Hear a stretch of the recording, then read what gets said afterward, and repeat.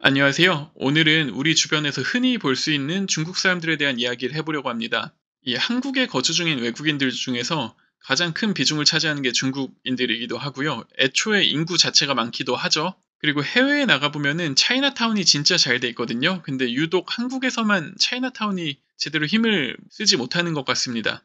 근데 해외를 나가봐도 조선족 분들도 계시고 일반 한족 분들도 계신데 한국만큼 이렇게 확실하게 세 부류로 딱 나뉘어져 있는 경우는 잘 못 봤거든요. 이게 관심이 없으면 잘 모르실 수밖에 없는데 일반적으로 조선족 동포라고 하면은 한 2000년 전후로 해가지고 한국에 많이들 들어오셨죠. 그분들의 출신지는 보통 동북 삼성, 우리가 흔히 알고 있는 조선족 자치주 연변이나 하얼빈, 심양 이런 데서 오신 분들이에요. 그리고 일반적인 한족 분들 같은 경우에는 한국에 유학차 오신 분들도 계시고 일하러 오신 분들도 계시고요. 그리고 조선족하고 고려인을 좀 헷갈려 하시는 분들이 계신데요. 그 뿌리는 얼추 비슷합니다. 이분들은 모두 현재 북한 지역의 맨 북단, 북한에서 그 중국이랑 러시아 경계 지역 그쪽에 사시던 분들의 후손인데요. 예전에 독립운동 하시던 분들의 후손들도 계시고 먹고 살기 힘들어서 그쪽으로 넘어가신 분들이 계신데 넘어가실 때 중국 쪽으로 넘어가신 분들은 이제 조선족이 된 거고 살짝 오른쪽 그 러시아 땅에 있는 블라디보스톡 쪽으로 넘어가신 분들은 고려인이 되신 겁니다. 이 블라디보스톡에 정착한 고려인 분들은 그 신안촌이라는 마을에 주로 정착을 하셨고요.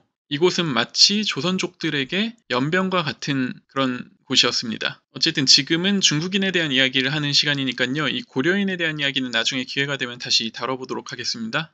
어쨌든 조선족 동포들은 대부분 본인들의 정체성을 중국인으로 생각하고 있는데요. 그래도 우리랑 뿌리가 같고 어쨌든 대부분 한국어를 할 줄 알고 동포 비자로 인해서 한국 체류가 조금 더 수월한 면이 있기 때문에 그나마 쉽게 접할 수 있는 것 같습니다. 그리고 특히 요즘 들어 많이 보이는 길에서 이렇게 만날 수 있는 중국인들 중에 한국말을 못하는 분들, 그분들이 그냥 일반 한족이라고 보시면 되고요. 그분들은 대부분 중국 본토 출신이라고 보시면 됩니다. 지금은 이제 그 중국 국적을 가지고 있죠. 중화인민공화국이요. 그런데 앞으로 이야기할 나머지 이 화교분들의 경우에는 좀 특이합니다. 그 배경이요. 이들을 대표할 수 있는 사람이 누가 있냐면 그 유명한 사람으로서는 이연복 셰프가 있고 그 화교 중에 하이라 씨가 아마 화교인 걸로 알고 있어요. 근데 이분들의 특징은 보통 조용히 숨어 지내신다는 거예요. 일부러 숨는 정도까지는 아닌데 그 커뮤니티 자체가 굉장히 폐쇄적이기 때문에 우리 주변에 있지만 쉽게 인지하지 못하는 경우가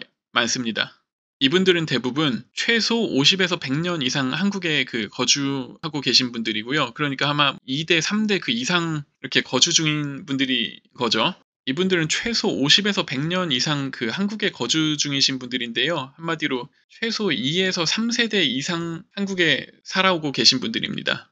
그런데 이분들이 왜 티가 나지 않느냐? 그건 이분들은 학교도 그 자기들만의 학교가 있거든요. 그 근처에 사시는 분들은 아실 수도 있는데 을지로 입구 근처에 보면은 한성 화교 소학교가 있어요. 이게 그 화교들이 다니는 초등학교거든요. 그리고 원래 중고등학교도 명동 근처에 있었는데 옛날에 그 명동 개발하면서 그분들을 이렇게 좀 이주를 시키는 바람에 지금은 서대문구 연희동 쪽에 많이 계세요. 그래서 그 화교 중고등학교가 서대문 연희동 근처가 아니고 연희동에 있고요. 그래서 연희동 쪽에 보시면은 그 화교분들이 집단으로 거주하시는 걸 보실 수 있습니다. 아마 이연복 셰프도 그 동네에 사시는 걸로 알고 있어요. 원래 이분들은 초기에 그 개항기 때 이제 인천 통해서 들어오셔가지고 그 동인천에 보면은 월미도 앞에 차이나타운이 있어요. 거기에 주로 거주하셨고요. 이게 사실인지 모르겠지만 대한민국 최초의 짜장면 집 해가지고 공화춘이라는 곳도 차이나타운에 있죠. 그리고 그 차이나타운에 있는 음식점들 보면은 어떤 건물들은 옛날 청나라 방식으로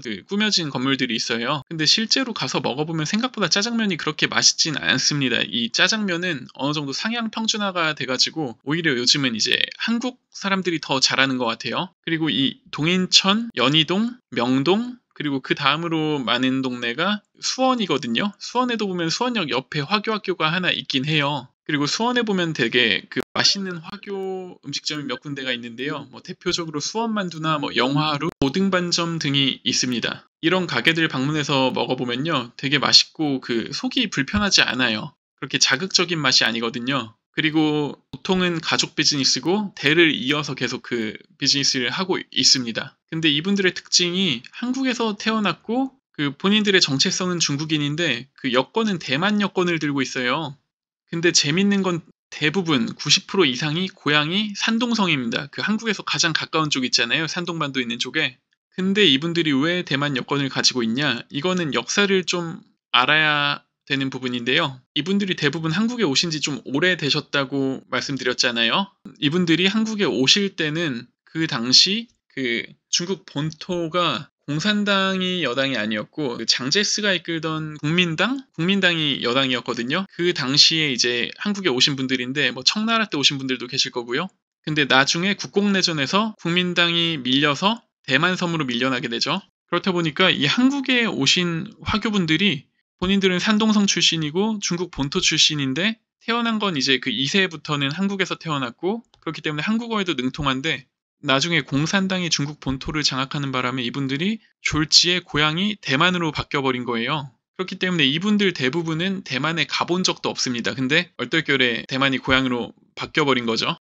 이런 내용에 대해 되게 자세히 나온 책이 있는데 그건 그 인천대학교 이정희 교수님의 화교가 없는 나라라는 책입니다. 그 책을 보시면은 그 한국 화교가 어떻게 해서 자리를 잡았고 어떤 식으로 탄압을 받았는지 그런 내용이 잘 나와 있거든요. 뭐 제가 중국 분들 편을 들어드리려는 건 아닌데 우리 그 특히 박정희 정부 때 보면은 탄압을 엄청 심하게 하긴 했더라고요. 뭐 좀 좋게 말하자면은 자국민을 철저하게 보호해 주신 것 같고 어쨌든 이분들 입장에서는 그렇게 좋은 일은 아니었던 것 같아요. 예전에 한 화교 목사님께서 보내주신 그분 아버지 교수님의 에세이에서 본 내용인데요. 이 목사님은 아마 40대 총각 그 정도 되는 걸로 알고 있습니다. 근데 3세대인 걸로 알고 있어요. 그 화교 3세대. 그 할아버지 때 한국에 온 거죠. 근데 이분의 아버지는 어렸을 때 이제 한국 사람처럼 자랐는데 한국 친구들하고 잘 놀다가 조금만 수가 틀리면은 바로 짱게 그 니네 나라로 가라고 뭐 그런 식으로 막말을 했다고 해요, 친구들이.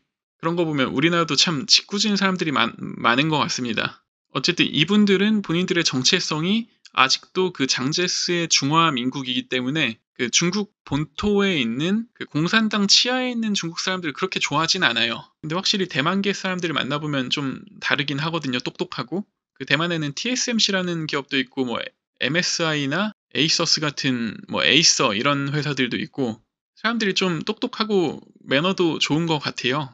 이 성향이 조금 더 한국이나 그 일본 사람 쪽에 가까운 것 같습니다. 그리고 보통은 본인들끼리 초중고를 같이 다니고 결혼도 그 커뮤니티 안에서 하기 때문에 우리 같은 일반적인 한국 사람들한테 노출될 일이 많진 않은 것 같아요. 이연복 셰프 정도 이렇게 유명한 사람이 나오면은 알긴 하는데 근데 대부분이 이연복 셰프도 제가 말씀드린 그쪽 화교인지 그냥 일반 중국인인지 잘 구분 못 하시잖아요. 관심이 없으면 모를 수밖에 없는 것 같습니다. 그렇기 때문에 우리가 짜장이나 짬뽕을 먹으러 가면은 보통은 그 두 부류인 것 같아요. 일반적인 중국이나 조선족들이 하는 가게는 잘 없는 것 같고요. 이제는 대부분이 한국 사람들이 하는 가게일 거고 아니면은 그 중화민국 출신의 대만 여권을 들고 있는 화교분들, 그분들이 하는 가게이겠죠. 그리고 조선족 동포들은 예전에는 이제 공사 현장이나 음식점 이모님들이 많았는데 이분들이 어느 정도 자본을 모으신 것 같아요. 그래서 요즘은 하시는 일이 많이 달라진 것 같습니다. 그 마라탕이나 탕후루 가게 같은 거 하시는 분도 봤고 좀 젊은 분들 중에서는 그 보험 영업이나 일반적으로 회사에서 이렇게 사무 보시는 분들도 좀 봤고요. 그리고 이분들이 예전에 하시던 그런 몸쓰는 일들은 이제 일반 화교분들 아니 화교가 아니고 일반 중국인분들 그 본토 출신 그 공산당 출신의 중화인민공화국 여권을 들고 있는 사람들이 어느 정도 채워주고 있는 것 같습니다.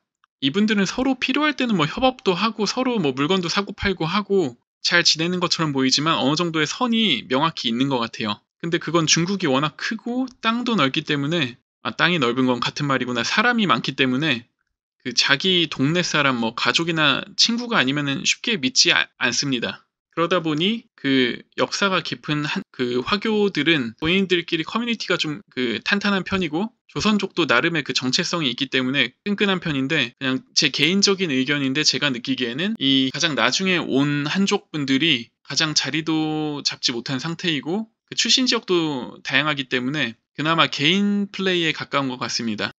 그리고 딱 잘라서 어떤 부류가 안전하고 어떤 부류는 뭐 위험하다 이렇게 잘라서 말씀드리기는 어렵겠지만 대체적으로 그 여러 대째 이어서 살고 있고 아예 터를 잡고 영주권자로 살고 있는 이 1세대 화교분들이 직업도 가장 좋고 재산도 보통 많으시고 아무래도 범죄율도 가장 낮지 않을까 생각해 봅니다. 그리고 케바케라고는 하지만 아무래도 이 나머지 두 부류의 중국인들 중에서는 워낙 안 좋은 뉴스도 많고 편견을 갖지 않을래야 않을 수가 없는 것 같아요. 그래도 저 개인적으로는 되게 중국인들에 대한 좋은 기억이 많습니다. 그 해외 생활할 때도 중국인들하고 많이 어울렸는데요. 뭐 대부분 홍콩이나 상해, 선전 이쪽 사람들이긴 했는데 확실히 홍콩 사람들이 되게 똑똑하긴 하고요. 그 대신 이제 그 전체적으로 남방계 사람들이 좀 깍쟁이 기질이 있고 좀 계산적인 면이 있긴 합니다. 그리고 우리가 생각하는 막 서로 밥값 계산하겠다고 하고 음식 넉넉하게 시켜서 남기고 엄청 끈끈하게 뭉치고 그런 중국인들의 이미지는 좀 북방계 쪽에 가까운 것 같습니다.